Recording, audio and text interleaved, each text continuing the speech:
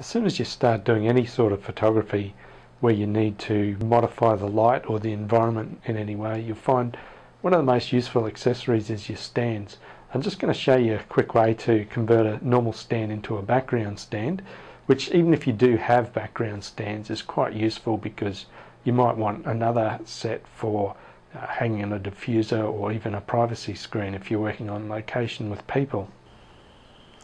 What I've done is bought a couple of tent spigots, a tent pole spigot 19mm from the camping shop, cost about $2 for 2 of them.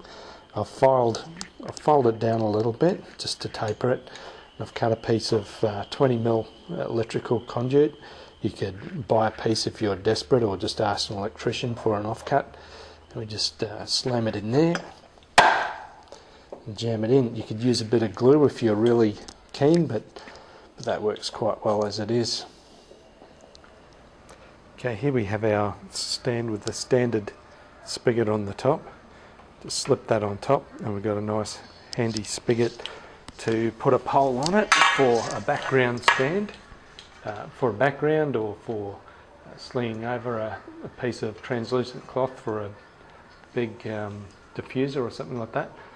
It's just a old curtain rod there. And what I normally use is it's for a tent. I got this one from the camping shop as well. It's about 15 bucks. Of course, you can use the commercially available background stands, which are also very good.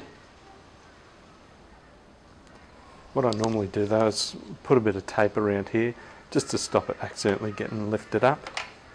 But as long as you haven't got a lot of weight pulling over this way, pulling it sideways, that's actually quite strong.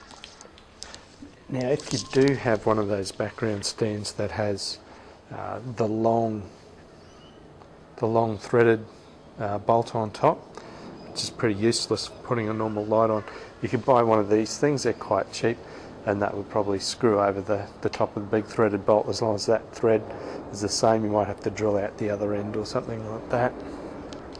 Now just another quick one, just another quick thing, if we just cut a piece of that conduit tube, put it on like that, then we can put a light or an accessory that already has a little spigot on it, mount that. It's not super strong, but it'll mount something nice and light.